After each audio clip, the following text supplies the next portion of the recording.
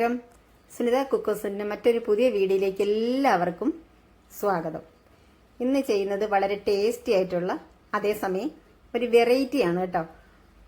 വൻപയർ മെഴുക്കുപുരട്ടി എന്നോ തോരനെന്നോ ഒക്കെ പറയാം കേട്ടോ. അപ്പം നമുക്ക് ഇതെങ്ങനെയാണ് ചെയ്യുന്നത് നോക്കാം. കുക്കറിലാണ് കേട്ടോ വെക്കുന്നത്. അതിന് വേണ്ടി ഒരു കുക്കർ വെച്ചിട്ട് ഞാനിത് ഒരു 7-8 മണിക്കൂർ കുതിർത്ത് വെച്ചിട്ടുള്ള വൻപയറാണ്. ഇത് നമുക്ക് ഈ കുക്കറിലേക്ക് ചേർത്ത് കൊടുക്കാം. കുറച്ച് മഞ്ഞൾപ്പൊടിയും ഇത് ഈ പയറിന് ആവശ്യത്തിനുള്ള ഉപ്പും കൂടെ ചേർത്തിട്ട് ഇത് നികക്ക വെള്ളം വെച്ചിട്ടുണ്ട്. എന്നിട്ട് ഇതുപോലെ ഒന്ന് ഇളക്കി കൊടുത്തിട്ട് നമുക്ക് കുക്കർ അടച്ച് വെച്ചിട്ട് ഒരു വിസിൽ അത്രയും മതി കേട്ടോ. അപ്പോൾ ഈ വെള്ളം കുറച്ച് ചിലവ് ബാക്കി ഉണ്ടാവും. ഉണ്ടെങ്കിൽ ഇങ്ങനെ എടുക്കും ഞാൻ, നമുക്ക് രസത്തിലൊക്കെ ചേർക്കാനായിട്ട്.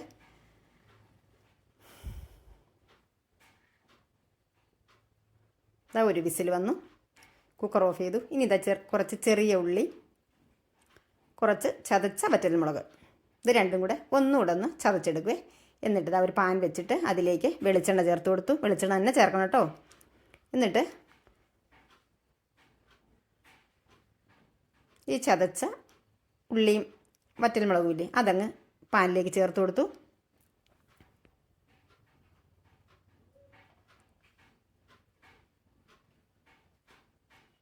ഒന്നങ്ങ് മിക്സ് ചെയ്ത് കൊടുക്കുകയാണ്. അടി പിടിക്കാതെ നോക്കണം.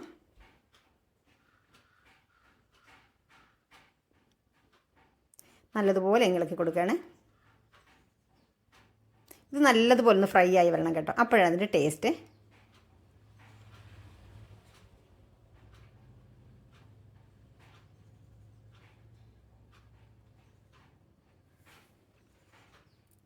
ഇനി ഇതിലേക്ക് കുറച്ച് കറിവേപ്പില ചേർത്ത് കൊടുക്കാം. എന്നിട്ട് നല്ലതുപോലെ അങ്ങ് മിക്സ് ചെയ്ത് കൊടുക്കാം.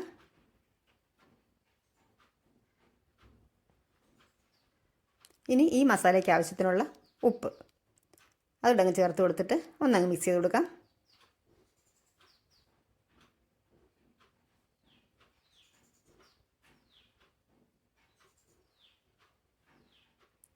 ഒരല്പം മഞ്ഞൾപ്പൊടി കൂടി ചേർത്ത് കൊടുക്കണം.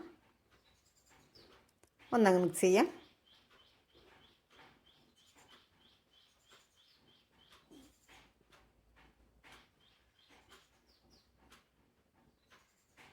ഇനി ഫ്രൈ ആയി വന്ന മസാലയിലേക്ക് നമുക്ക് വേവിച്ച് വെച്ച പയറങ്ങ് ചേർത്ത് കൊടുക്കാം. അതപ്പോൾ പയറിൽ വെള്ളം ഒട്ടും ബാക്കിയില്ലായിരുന്നു.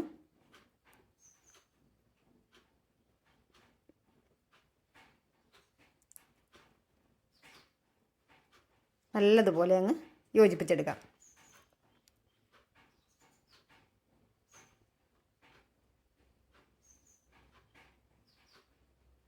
ഇനി ഇതിലേക്ക് ഒരു 2 പിടിയുണ്ട് തേങ്ങ ഇതങ്ങ് ചേർത്ത് കൊടുക്കാം. അപ്പോൾ ഈ ചെറിയൊരു നനവുള്ളപ്പോൾ വേണം നമ്മൾ തേങ്ങ ചേർത്ത് കൊടുക്കാൻ, അല്ലെങ്കിൽ ഇതിലൊന്നും പിടിക്കില്ല, ഒന്ന് കുഴഞ്ഞ് പിടിച്ചിരിക്കണം. എന്നിട്ട് നല്ലതുപോലെ അങ്ങ് മിക്സ് ചെയ്യാം.